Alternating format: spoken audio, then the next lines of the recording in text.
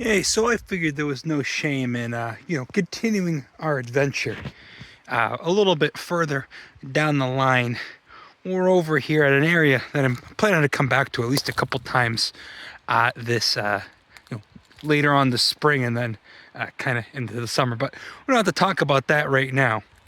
We're going to go see if we can find some Asarum canadense here. What I wasn't planning on stumbling across was this beautiful, almost to the point of appearing to be an intentionally planted ornamental flower, but it's not. This is actually the state flower of Massachusetts right here.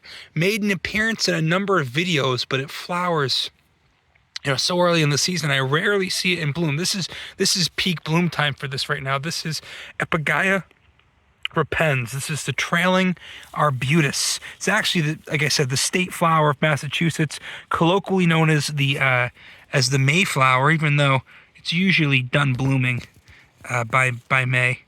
We'll get up in there. Look at those stigma, and then the little stamens in there. I think you probably get 10 of them. Family is Ericaceae. And I don't think those are porous anthers. I think it has regular, porous, and, I'm going to forget the other one. Most of them aren't porous, so you get the idea. Usually white. These are a magnificent shade of pink. Rough, leathery leaf. Take a look at that underside. Ericaceae, if I didn't say the family name. Arbutoideae, subfamily. Again, if I'm not mistaken, long floral tube there. Nice leathery calyx. Let's pick this guy up a little bit. Oh, almost doesn't even remind me of Ericaceae. Of course, he's coming up next to one of his fellow, also evergreen countrymen. And these are weird because I only ever see them in like super lush, more neutral, basic forests. And then they're out on the Cape too. This is actually one that will co-occur with Malaxis bayardii. Was one of the ground cover that I've seen with it. But a super lovely flower. Does it have any fragrance? Let's see. Oh my goodness, that smells damn delightful. What a treat. Seen this plant plenty of times. Just again, it's such an early bloomer.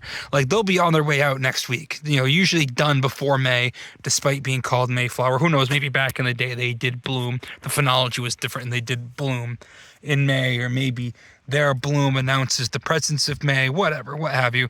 So that's a nice treat. That's given me a hunch that even though I'm kind of just working off of my phone here, which barely has any battery, and I'm just, this is like my fourth spot for today. We can wrap this up, but I'm in good spirits now. Look at that. Goddamn beautiful plant. Epigaea repens. If you live in Massachusetts, you should know this one. Just coming up in a little patch of what looks like sedge above a tiny little call me a latifolia seedling. And what are we underneath? Are we still in the hemlocks? We are. Lots of hemlocks around here. Great plant. See if we can go find Asarum canadense and maybe one or two other nice things. We'll see what happens. Yeah, look, see, this patch is white. Completely different color. This is how they usually are, from my understanding. That pink color, I don't know if that's coming out because of it's a stress thing, or if it's just a phenotypic variation. There's a good science word for you to see. I'm way better when I'm off script. I feel like I'm way better when I'm just like, fuck it, let's go look at some random stuff. These ones are still coming out. That's such a nice little flower. I can smell it from all the way up here. It smells so good. Almost kind of, here's another one of its relatives, Galteria. Sorry, not Galteria. Is this Galteria? Galteria procumbens. Yeah, I'm off my game, see? Wintergreen. Gotta love Ericaceae, man. You really do. So when I tell you, God, look how high up that goes. There's a hemlock just sticking right out of the rock. Either trap rock, so volcanic in origin, or sedimentary. It's all covered in moss and lichen. I can't actually tell. But when I tell you, sometimes you get the urge to go look, let's go look at one more thing. Always say yes. Oh my God, look at that. Got some nice birches, maybe Betula lenta. But Tsuga canadensis can just do that. Why does it do that? How does it do that? That's incredible. All sorts of cool ferns hanging off the rocks. Polypodiums, at least I think, yeah, Polypodium virginiana here. Exactly where you would expect to see it. I saw a whole bunch of good stuff down at the base. I just wanted to come up here, get a nice cigarette butt right there. I just wanted to come up and just see what was going on. I'm gonna come back here in the summer. There's gonna be a whole different cast of characters going off, but these goddamn hemlocks, they just do it for me every single time, you know? That's incredible. So this is what's weathering out of all that. This is insane. Apparently there's a fault line that splits this right here. So we're kind of in between. You get sandstone, Arcos, you've got volcanics, kind of a mishmash of different things all, you know, mixing and matching. But I believe that this, just based on the fact you got stuff in here, is some sort of conglomerate, you know, held together, maybe by sandstone, but that would just be Arcos.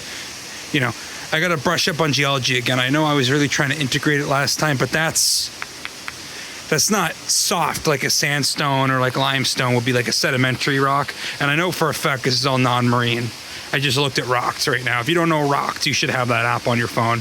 So that way when you come up on, you know, crazy shit like this, you can at least try to figure out what it might be. But I'm here for the plants. I got distracted by the rocks.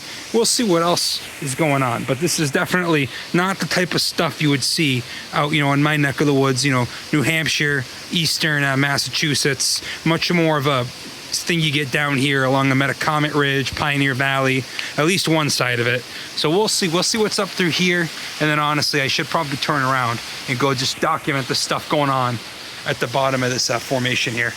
Hey, I'm all turned up on ferns today. So you got a nice Asplenium here, growing exactly where you would expect an Asplenium to grow. Trichomanes, I think, is this species. Look at the sori. They grow in those weird little staggered, those weird little staggered rows there. The sori. One subspecies likes the basic stuff, one subspecies likes the acidic stuff. Oh, looks like you had some sort of cool oak growing nearby. Not one of the ones I see commonly. That's a nice one. We get this behind work, but I think this is the other different subspecies. Not so sure though. Obviously I got my fern hat on today though. Yeah, now there's a Trillium. I think we saw these earlier today. Just go back and watch one of the other videos if you want to see a slightly less opened Trillium erectum. It's erectum with an E in front of it. Don't get any funny ideas there, pal. So these are, you know, Maidenhair. I don't have to go in depth about it. Common enough wildflower, even east of here. Probably the most common Trillium around in New England. Of course, undulatum, you go north, you get that all over New Hampshire, and erectum gets a little bit more rare. Oh, never really rare per se, but you get the idea. You get what I'm talking about. Let's, we came up over here. I think we actually ended up off the trail a little bit. So let's turn around. Lots of interesting ferns and stuff. I'm going to come back here. I would need a whole day, I think, to really process this. And this is just being filmed on the tail end of a day already full of filming. So cut me some slack. They got some nice trout lilies at the bottom. They got some nice hepatica. And I'm still looking for the Canadian wild ginger. Surprised there are no Dutchman's breeches around either. But hey, what are you going to do? Let's go say goodbye to the Trillium. Go briefly do a search for that Asarum and see if any of those trout lilies are blooming. I haven't really seen any bloom this year. Seen them in plenty of spots, they're just not in bloom. Yeah, see, they're here, they're just not open. Nice native woodland lily, Erythronium americanum, and they'll be getting ready to pop. Maybe they were open today and they're closed now, but the trout lilies, real rubbery, real weird. Great plant. I mean, not rare, just I'm surprised they're not blooming already. I could have sworn these guys were coming into their own last April, but whatever. I see them plenty often. Coming up next to the stream. I'm getting myself confused about what is and what isn't Asarum. So I'm gonna really take my time with the plant they've got nearby and just, you know, figure it out. Also, speaking of saxifrages, you got one right here. Hey, I made a little oopsie while I was recording the video. You see, this is in the family Saxifrageaceae. However, what I thought it was, which was Tiarella cordifolia, is not what this is. This is Mitella diphylla, and your whole giveaway that it is Mitella diphylla and not Tiarella cordifolia or stolonifera, whatever the heck it's going by these days, is these two little bracts that appear just below the inflorescence. Mitella diphylla is a really cool plant. I'll put a little picture of what its adorable little snowflake flowers look like right about here. Tiarella cordifolia is going to be a plant that I am going to see multiple times during this botanizing season, so you'll have plenty of opportunities to check that plant out too. Just know that this is in a different genus, also Saxifrageaceae. I just got the two mixed up momentarily while I was shooting this. Very interesting plants, both of them. You see, now that's a Hepatica right there. Also, well, not also, member of the family Ranunculaceae, buttercup family. You guys have crept into a couple videos I've already done this year. Blunt-lobed, again, that's the more common of the two. Acutiloba has sharper tips to those leaflets, much deeper sinuses. Both have more or less the same looking flowers. How nice is that, though? And again, I'm always hesitant to say petals, because I believe these just have tepals. You flip this guy over, and what is masquerading as a calyx there, it's just a fuzzy little bract. Nice little patch of them. These guys look good. You're doing great, guys. You're doing real good. Okay, well, here we go. Here is Asarum canadense. I was getting thrown off by these goddamn violets that were everywhere. They, however, had a serrated margin and the venation was off ever so slightly. Two leaves popping out of this guy. Erythronium, the family. I'll get into it in a minute. This is the flower and bud right here. Let's see if we can find one coming out of that rhizome. Real nice. Look at that. That just creeps right along the ground, huh? See, look at this, like 3 of them coming out here. That's real cool. Let's see if we can find one that's actually maybe blooming. Because I mean, these guys could start, pretty darn early, and if not now, they would be in bloom really soon. Let's go see if we can find another one. If not, they'll come back. I'll talk about this one. Okay, well, this ended up being the farthest one along, but ironically, this is what I came out here for. Found a whole bunch of other good stuff though to look at. Let's we can revisit this one. It does grow at a site nearby to me. I just figured, why the heck not? Let's come by and check it out. I'll talk about the chemistry. I'll talk about the family, Aristolochiaceae, the Dutchman's pipe family. Some absolutely bizarre stuff going on. Let's just, we'll do a little JoJo's to be continued right here, and then we'll pick up where we left off. I might see it on the way back out. If I do, and it's in bloom, I'll still give you whatever. We'll find some way to work the meme in.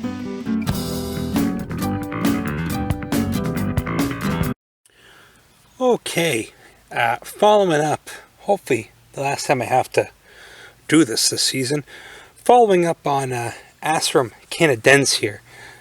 We had seen this over at the base of Mount Toby, but it wasn't in bloom. I'm actually up in New Hampshire right now. It's been a few weeks. We're in May now, but if you recall, you would have just seen it. The thing wasn't in bloom. So this is Asarum canadense, actually a nice robust patch of it. Maybe they planted it here. I'm not sure. This is kind of like a wilderness informational thing, although there's pretty big clumps of it going all the way down. Some other good stuff here, but I just have a hunch they might have seeded this, but not at all unknown from the area. Pretty much anywhere you get a nice rich forest in the east, you can have a pretty good chance to find this. So I was just sparing details at the time that I had kind of come across it. I don't know if that would be more purposefully, less purposefully, whatever. Common name for this is wild ginger. Of course, this has no relation to actual gingers in the family Zingiberaceae or the larger orders Zingiberales. In fact, I'm fairly certain this is not even a monocot. Aristolochiaceae.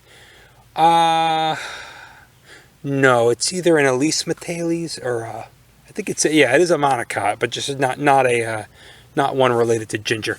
So anyway, Aristolochiaceae is the family. Aristolochia are mostly native to I would imagine Europe and the Old World. Include such notable famous species as the Dutchman's pipe in that genus Aristolochia. Down south you get you get Hexastylus. Or no, you do get Aristolochia in the U.S. because I know you get like Aristolochia erecta is a pretty common one down south, but we don't get that up here. Mostly, barring a few other odd disjuncts that you might have a chance to encounter in like, I don't know, southwestern Connecticut, you're mostly dealing with this one species in this family. Asarum canadense, a Canadian wild ginger.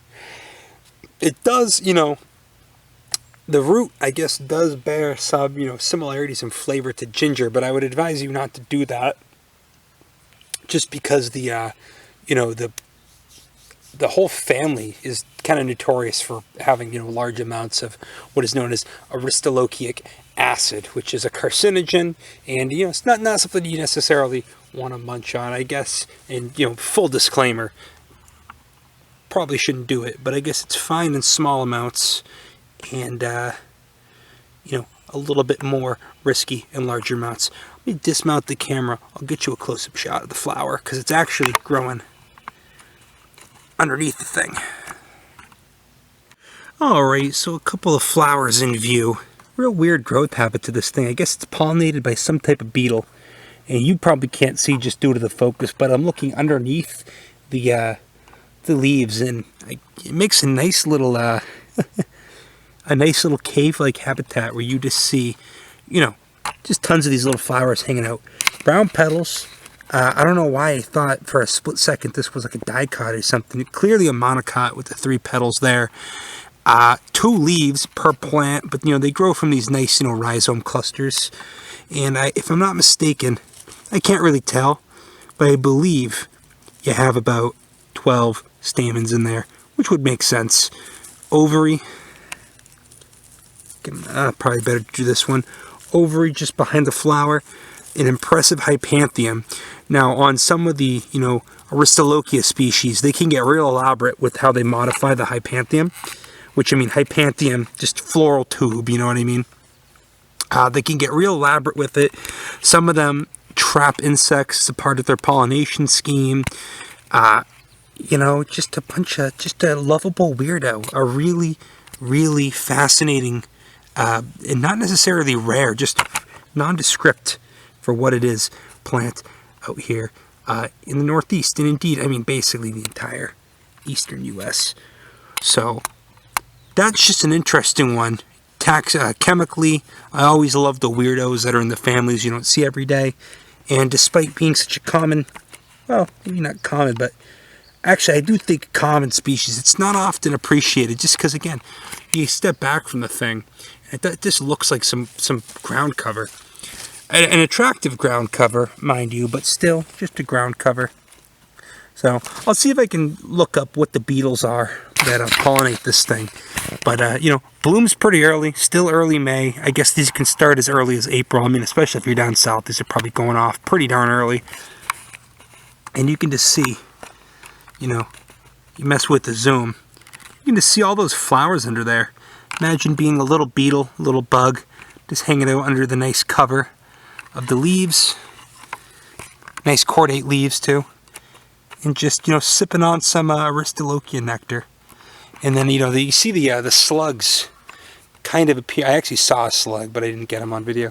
Kind of appear to be doing a number on some of these. I wonder if they're, sequestering any sort of toxin. I can look that up to see if there's any caterpillar. Oh, I'm almost positive you've got caterpillars munching on these and, manufacturing secondary metabolites for themselves.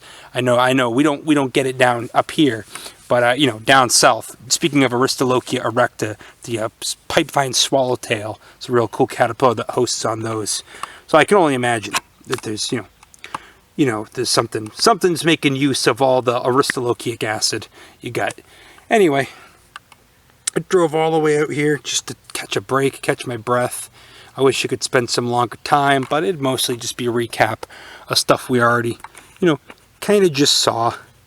And we'll go take a walk around the corner because it's on the way back anyway. Maybe I can get a good, just a good money shot of the Erythronium americanum, and we'll leave it there. You know, that's all we really need. I meant to get you that plant, and I'll put the correction in before, but that's not what did I say it was? Tiarella cordifolia. That was not what that is. It was a different, closely related saxifrage, Mitella diphylla. But I'll put the correction there with it. Just couldn't see it in bloom, you know. It's kind of hard to tell them apart. Huh. I'm actually shocked how many of these have already wilted for the season. There's some good ones. I doubled back. I'm like, oh, there's a couple right there. But I'll go over to the spot where I know they're all growing, and they're all wilted. There you go. Oh, this one's kind of mutated. No, hang on. Where are your anthers? Are they in there? Or are they withered? Jeez, I get that these are ephemerals, but Jesus. Oh, I see. Okay, they're in there. Hang on, pardon my zooming. They're in there. You see them? These ones are early. These ones are just getting started. Not a lot of pigment on these. Erythronium, americanum, trout lily. Not a lot of pigment on the flower, and the leaves, which usually have quite a bit more mottling to them, are just barely mottled. That's real wild to me. What's this guy doing over here? He probably can't see. You'll have to pardon me. Okay, I see what's going on. These ones just don't have, for whatever reason, they don't seem to be making as much pigment as even the ones over there are. But that could be for any reason. In any case, I'm just showing you these to follow up on plants that were not blooming in the, when I was filming a couple weeks ago. So this is kind of peak season for a lot of this stuff, at least down here in southern New England. You get an opportunity to see it up north and at higher elevation for quite a bit longer, like almost into June. These guys, I think we went out maybe Memorial Day weekend a couple years ago. I'll have to go back and date that video. That might have even been early June, and these things were just getting started, you know, up above 2,000, 3,000 feet. So anyway, I'll wrap that up. This is basically an addendum to a video that was meant to be a brief video that I didn't even plan. So any further time spent is going to be representative of diminishing returns. Anyway, get out there and enjoy spring. Or, I mean, this video is probably coming out sometime in the summer. So realistically, just enjoy any time you get to spend outside. Take it easy. Have a good one.